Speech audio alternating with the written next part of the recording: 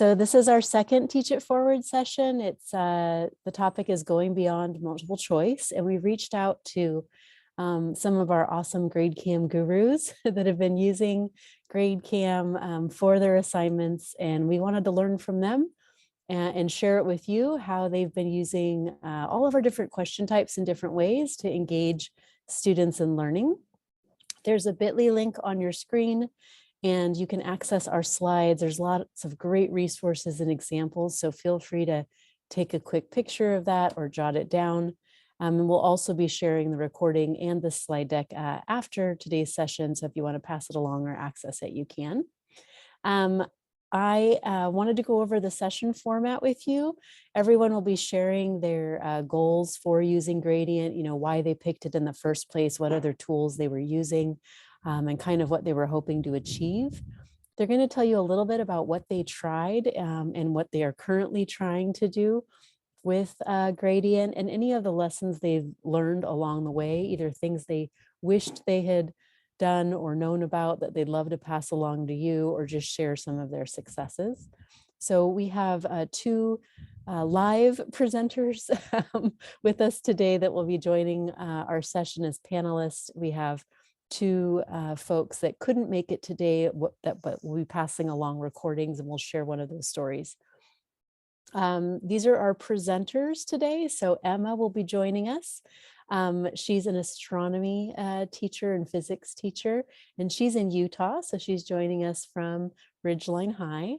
And then we also have Luke joining us. He's an AP Bio and Bio teacher joining us from Ohio. He's from Springboro High. And then Helen and Paul are not joining us in person today, but they will be joining us via a video. So they'll share their stories, and they'll be linked in the slides for you to see as well. And then facilitating in the background, you have me. My name's Katie. I work with GradeCam. I'm a former teacher and coach of about 14 years, and I'm from California. And then Kate, who is also working with us today, is going to be on chat. She's a former art teacher and coach as well, and she'll be answering any questions that you have. So feel free to post those in chat. And at the end of our panelists' presentations, we're going to go ahead and open up the floor to questions. So you can either chat your questions as we go or save them to the end. And I will not take up any more time, so I'm going to go ahead and let Emma start us off. Emma, it's all you. Greetings. The nickname I've had for many years now is Supersmith. I kind of forgot what my first name is. It's not because of the superlative nature of my teaching or anything. It's just, as you can see, one of the classroom walls, I've got a small adoration. It's not an obsession, just small adoration. The really quick story behind this is I grew up in the United Kingdom, and the Superman films of the 70s, 80s were filmed in the UK, and Superman 4 had the opportunity for students from my middle school to be in the film. I didn't get to be in the film, and it kind of saddened me for many years, and then accidentally stumbled into physics teaching, and the students were like, you should watch it, we'll make you feel better. Like, they weren't there for emotional support, but at the end of the film, Superman's asked why, I'm sorry about that bell, very relaxing, Lex Luthor asked Superman, how'd you save the world? And Superman replies, high school physics. So that's my little gizmo gadget to hook the students. I'm trying to teach them to save the world. Anyhow, I've been in Utah for probably about 30 years now, but for some reason I still say I'm from the United Kingdom. All right, so where we started with Gradient is we had this big push on moving to what we call grading for learning. It really is standards-based learning, but we like to call it grading for learning so that the students get the proper perception. And what's been great about this over the last 5 years or so is that students will come to us now and change the conversation. Instead of, what do I need to do to get an A or to pass the class? They're now coming to us and saying, Thanks to the way we can report things out with Gradient, they're saying, I need to improve on my calculations. I need to improve on kinetic energy. They can be much more specific, and they're not working on relearning an entire unit, just where they need to do a little bit more for proficiency if they should choose. The bulk of the teachers are using the multiple choice. The COVID experience in education of 2020 brought a lot more teachers into the world of the handwriting recognition and student portal. So we're seeing a big increase of its use. And I've been using GradeCam, Gradient for a long time, many, many years. I originally started on a personal license, and then there was a price point change. And I remember stepping back and asking myself, what price point increase would I not pay for? And I decided never to share that value out loud with anyone from GradeCam or Gradient because it was pretty high. So I love GradeCam and Gradient. I'm going to start with going beyond the multiple choice. We just go back one, sorry. The goal is to try and get our teachers to recognize that handwriting recognition is much more than just a handwritten answer. It's a great opportunity for students to make sketches, so we can do a little bit higher learning depth of knowledge questions than often contained in multiple choice. Not that you can't write great multiple choice questions, but this is just another way for students who might think or approach problems a little bit differently. So the opportunity to have students draw, make graphs is just wonderful. And then one thing I wish I had learned here was that you can increase the size. So if you just go to your default browser and just hit the Control Plus, you're going to be able to zoom in and see the answers a little bit larger. So I'm ashamed at how long that took me to realize. So another goal that we had is to really relax teachers about the handwriting recognition. The initial resistance we had were teachers saying that, well, I have to have all the possible answers in the key in order for Gradient to, catch all the different permutations of spellings, misspellings. And so through this very embarrassing situation, I found the better strategy to share with you. If a concern to switch or use more handwriting recognition is to use the student answers to build the bank. So if you want to click on the video, this is quite embarrassing. This is me doing a multiple choice response here to the prompt on the left. And it was late at night is my excuse. And so I'm trying to put in all the permutations. And then suddenly it hits me, I don't need to put every single permutation in. Plus, I'm not sure if it's going to be able to handle it. And so what I do now is when the students submit their answers, I just screenshot what their answers are and I put that into the key. So that builds the bank, and I'm not breaking the bank of time putting in all the permutations. So that's a little embarrassing for you. The next one, hopefully less embarrassing on my part. So in order to better work with the students on where exactly they might be missing out or missing on their proficiency or not quite understanding a concept, is we wanted to move away from, okay, here's my answer. Oh, you didn't put units, it's wrong, or didn't have the right number of what we call measurement accuracy, number of decimal places in the answer. And so we're able to break it down that I can put in the sub numbers. So question 18 there, and the students have this little rectangle off to the side underneath the rugby ball there that they can use as a guidance. Sorry, motion sensors. And so they can look, and for 18A, they put the whole number part of their answer, and in Gradient, I can include that in the instructions as a gentle reminder for them.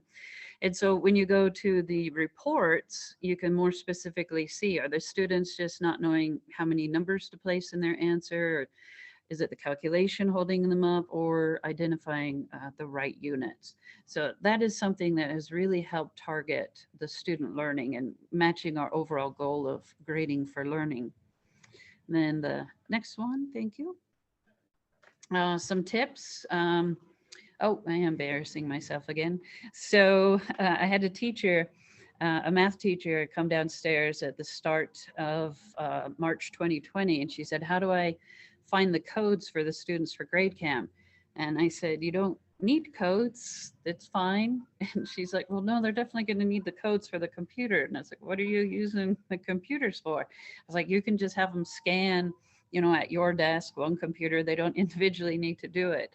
And she said, "Have you not clicked on the student portal?" And I was so embarrassed. So a little shout out for my colleague Laura Peterson introducing me to the groundbreaking piece of Gradient here. And this has just dramatically increased the use of Gradient at our school, just incredibly. So we thank her for being much more brilliant and reading more so that you know more. The thing that we love most is that the integration with Canvas. That is our learning management system district-wide. It's required for students to use that. It's required that teacher pages look the same. So being able to have a student go just straight to Canvas and being able to link out is just wonderful, wonderful. And then finally, the training aspect, we used to do kind of a razzmatazz approach with the new teachers. We'd take them for 10 minutes and they've already been bogged down with questions and information. They just want to know where the restroom is. And we would do a little exciting, this is how wonderful GradeCam is and the new gradient features that we just love, love, love, love. But now we've recognized that other people are doing much better work than we are, and we're making better use of the training videos that are available. And that's something I wish we had done a little bit sooner to get people on board. But I just absolutely love the gradient features, and I just love how quick in response to recommendations and the ability that you've invested in this gradient program, but they don't leave you off. They continue to work with you. So we just cannot say enough about the use of gradient in our school. Thanks so much, Emma. So appreciate the story that you told and how willing you are to be vulnerable and admit that you didn't know it all going into it and you're learning along the way. You know the best parts. Yeah, well, you're using the parts that work for you, which is the whole point of doing these Teach It Forward sessions is we're all in different places. We're all at different levels of loving or using technology. So it's great to hear that, you know, you made it work for what you needed. A colleague of yours was trying something totally different and she got to tell you about what she was using it for. So really appreciate the tips. And I bet there's a lot of people out there watching this that can relate. Thank you. Yeah, so next up we have Luke. So Luke is going to share his screen. I will stop sharing here. And Luke, go ahead and take it away. Thank you. Here I am. I hope. Can you see it? Yeah, looks great. Fantastic. Wow, that's a lot on my face.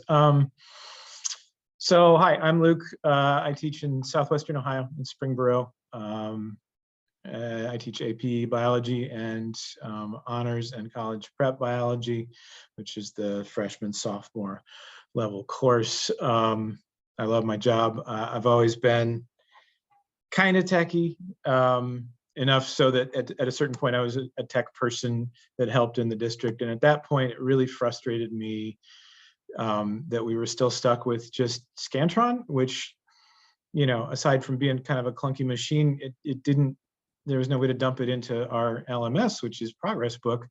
And so that drove me nuts. So I went out seeking programs to use and first found one called Lightning Grader, but then that kind of got eaten by somebody and we got GradeCam and have not looked back. It's been great. It's great for multiple choice, but I use a lot of writing and essay questions and fill in the blank questions in my tests. So I've really enjoyed sort of as it gets better and better at scanning those and using those. That's been a really good thing. I'm kind of just going to show, I think, the different methods I've used to do that and tell you what I think of them. So I'll start with when it's just simple fill in the blank questions and I feel like I can trust my kids to stay in the lines, which depends on the level I'm teaching, which class it is. But I generate these, a bunch of multiple choice, but then a space to write their answers in. Then I scan those. Once they're scanned, then you click on the thing that says by question, and you click on the question you want to start with. And then you basically go through two different ways. If you've set it as a number that you type in, you tab from question to question, use tab to go from question to question. Or if you've got this situation, which is rubrics, you can either click or touch on the circle. That's the one thing where I end up switching to an iPad there because I don't find it working well in Windows. That's a bug that I've run into recently, because I would really like to take this to a coffee shop or whatever. That's honestly my ultimate goal, is to be able to leave the papers at school, have all these scanned in, go to a coffee shop and just start mowing down these questions. And it's a little harder on a laptop than it is on an iPad. So but it works, and I do like it a lot.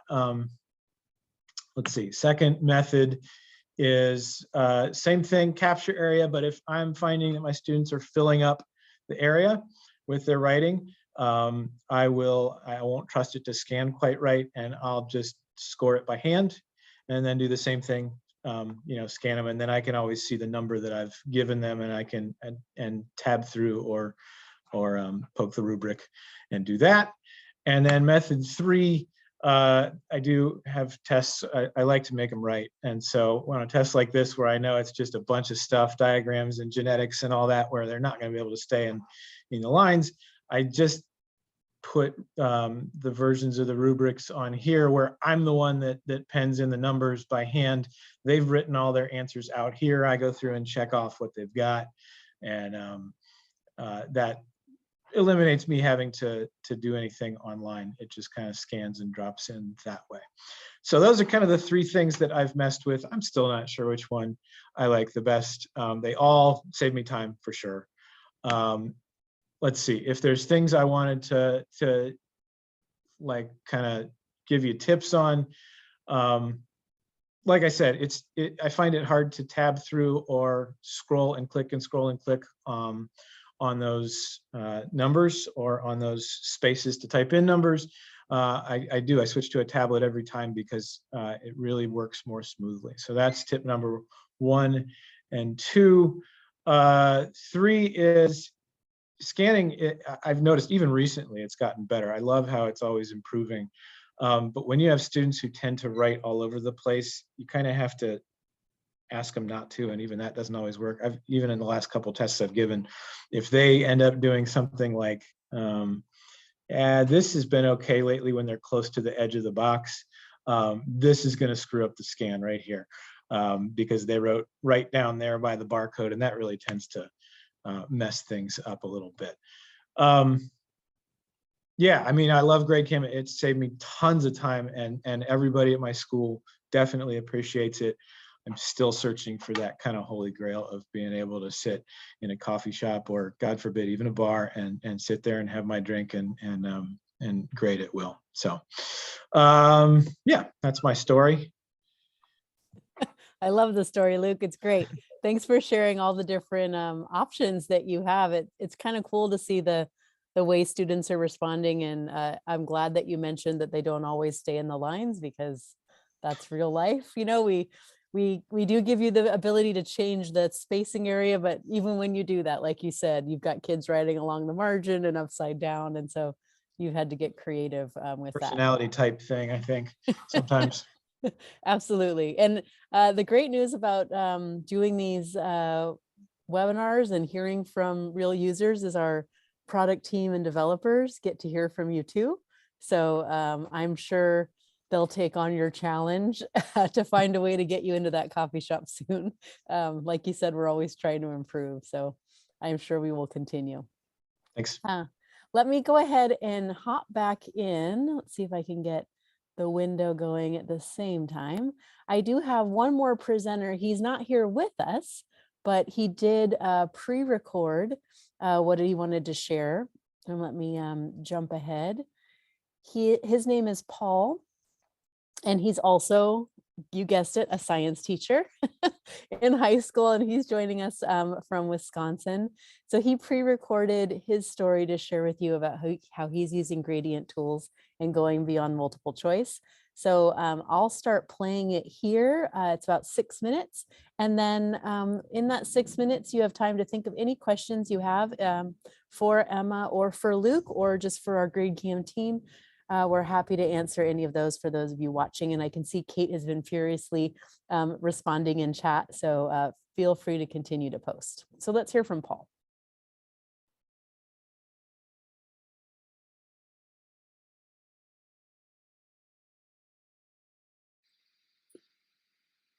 Hi, my name is Paul Fleisch. I'm a biology and AP biology teacher at Marquette University High School in Milwaukee, Wisconsin.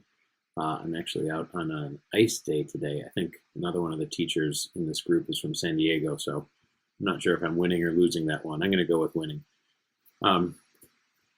Marquette has been a gradient school since 2014. We kind of did some internal trials of it all the way back in 2013. And I've been kind of a cheerleader for the product for a long time. We had Scantron kind of school-wide before that, and when an option came on to kind of update the technology and offer some more resources, I really jumped on it. We picked Gradient because the biggest thing for me was that it sped things up. Getting some gradebook transfers was also nice. And one of the things that I think was best for me was the open response capture. So what I used to do when I would grade a free response is I would line up all of the answers to as far right margin as I could, and lay the papers over each other so that when they were stacked up, I could kind of read all the number ones and all the number twos, and then kind of add them all up. Which worked, but Gradient is kind of the 22nd century version of that. So as you can see here, I got all the questions from all the students, the same question from all the students lined up. And so then I can just kind of quickly read those, click on the points that I want to give those if they're right or wrong. And of course, in the feedback, then they can see kind of why they got those right or wrong. And kind of quickly get my responses on those as well. Pretty early on in the development of open response capture, there was a time when it wasn't this way and it had just all of the students' answers. And we put in the request that that one question for all the students kind of be stacked on top of each other. And so the ability to do that just was a huge time save, and also highlights another thing that I've always loved about Gradient. Their support and response to ideas is fantastic. Like, they really listen to users, help users when there's problems, and they build in features that we as teachers are saying, hey, it would make my life better if your product could do this, and a lot of times they respond to it. Gradient is an intuitive product. Really just trying things, printing a form, filling it out yourself, and seeing how it scans. That's the best way I've learned to use the system. For free response capture, one of the things that you need to think about is what kind of information are you trying to capture. I just had a genetics test where I wanted them to show Punnett squares. So for something like that, I don't want lines for them to write text. I actually want space for them to draw something out. So if you're a chemistry teacher and you're looking for how did they solve a problem, not just a final answer, something like this is great because you can kind of quickly scan it, see did they have the right parts of the formula in there, and then grade it. So, but it does take some thought ahead of time, and you do start to run into limitations where you say, well, I'm going to have a huge scan area. Well, if you do that, then your test answer forms are going to start to get pretty long. So that can be, you know, kind of a tug of war and trying to figure out what's perfect there. So I think a conclusion on that is every time you write a test, you have to think about what is the target that I'm trying to get to in terms of an answer, and you know, what should that space look like. There's a lot of options in terms of, you know, size and tightness of the frame and how many lines you put into it. So it's really just kind of about trying new things. Thinking about some of the lessons I've learned, sometimes it's worth it to show your students. I actually will just either put up my computer or just hold up my screen and say, here's what I see when I get a response when I scan my papers and the response that I get. Sometimes they don't get it that that box is actually all that the computer scans in Gradient. So just getting them to see that is helpful so they know to do that. And I always tell them, look, if you run out of space, just write something and say, like, the rest of my answer is on the back, so then I know to look for that. It's tough sometimes if they don't, because then I think that's the end of their answer. Keep in mind that although free response is great, you can't make a test with 50 free response questions and try to get through it quickly. So, so it's a great thing to balance with some multiple choice.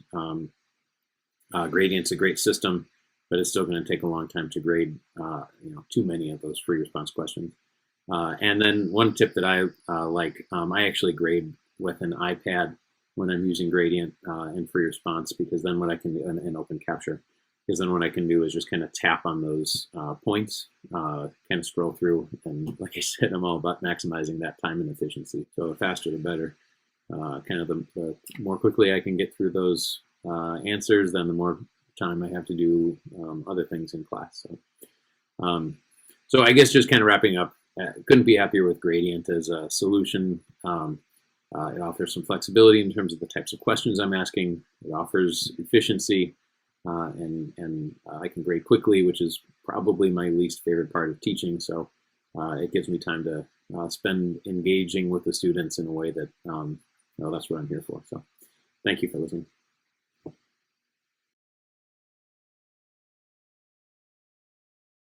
Great to hear from Paul, and heard a lot of similar themes between Paul and Luke, and loving that iPad way to grade. So Luke, you're not the only one.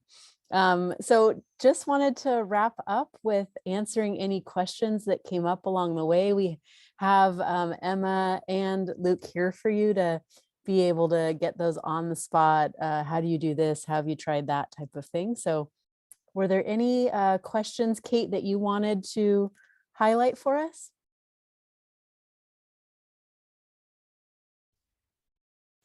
Finish the one I was responding to. Sorry. Yeah, just one question, one quick question that came up, and I did put a couple resources in there, but asking about, you know, assigning partial points, giving half credit or half a point, or like, you know, 0.5 to it is just one of those things that I guess I didn't discover until my year or two into GradeCam, is understanding that you can adjust the multiplier on a rubric scale. Yeah, so like here where this has 0, 1, instead of making that where the multiplier, can you, Katie, like, I don't know, yeah, there you go. Circle your mouse around it, that says multiplier of 1. So basically if I put 1, that equals 1, but if I hit 2, it's 2. If you change that multiplier to 0.5, if you would hit 1, it's 0.5. If you hit 2, it's worth 1. So it's kind of a unique way to give your students partial credit, because I agree with you. Sometimes you may have 4 things you're looking for on a question, but you don't want to give 4 points for that question. You only want to give 2 points on that value of question, because you don't want to sink a kid on a skill that they don't know a lot about, but you want to make sure they're hitting the things you're looking for. So great question. Awesome. You can also, I think maybe you wrote this, but you can also, where it says using a rubric scale, I think you can change that to just using numbers, and that's when you just tab through and type. And I think that'll also take 0.5s. Yep, that's right. It also does decimals. The advantage of also using the specific points is that you can give extra credit if you really wanted to give extra credit, because the rubric scale is going to lock you to whatever's there, but points will allow you to actually give negatives. Don't do that to a kid. Or you could give them extra points. So if it was maxed out 5 and you typed in 6, you could give that, or you could say 5.75. It does allow the typing in specific points gets much more broader range of scoring that you'd like to do.